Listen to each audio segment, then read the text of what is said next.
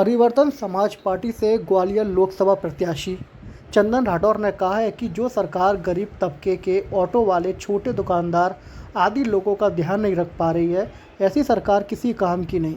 यह बात चंदन राठौर ने पत्रकार वार्ता में उन्होंने जानकारी देते बताया कि परिवर्तन समाज पार्टी पूरे देश में 27 सीटों पर चुनाव लड़ रही है। हमारे मुख्य मुद्दे ऑटो, टेम्पो, छोटे दुकानदार को सुविधा मिले, ठेले वाले आदि लोगों के हक के लिए हम लड़ाई लड़ रहे हैं।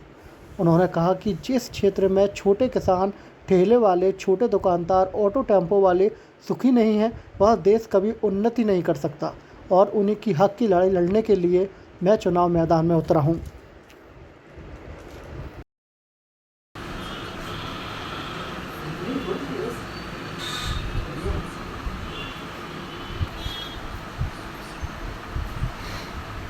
चलो पहुंचा दी पूरे। अरे भाई सब पहुंचा दिया। ये मेरे टीम खाने में क्या है?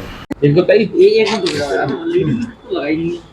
नहीं सब दे देंगे और थोड़ा सा आगे आ जाओ और आगे बस लगा मैं जा रहा था पीछे स्टिकर आ गया। तुम भी तो स्टिकर आ रहा है स्टिकर। चलो चंदन जी, लोकसभा चुनाव आ गया है जी और मात्र 3 दिन से बचे हैं। जी किस प्रकार का आपका जनसंपर्क चल रहा है? क्या आपको समर्थन मिल रहा है?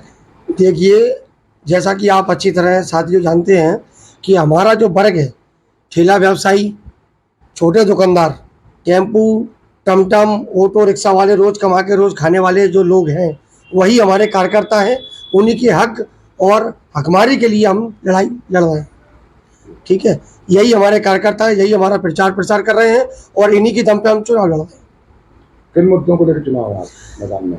हमारी पार्टी और हमारी स्वयं की विचारधारा है कि जिस देश में मजदूर, किसान और छोटे दुकानदार, रोज़ कमा के रोज़ खाने वाले लोग अगर पीड़ित हैं, उनका रोजी रोटी का साधन उपलब्ध सरकारें नहीं करा पा रही हैं, वो देश कभी उन्नति नहीं कर सकता, क्योंकि देश का निर्माण यही छोटे लोग ही करते हैं। अच्छा, पिछली बार जो आपने विधानसभा में फार्म भरा था तो आपने फार्म कैसे लिया? क्या उस बार फिर लड़ रहे हो चुनाव? देखिए शायद आपको पूरी जानकारी नहीं है साथियों, फार्म नहीं खींचा था, पूरा चुनाव लड़े थे।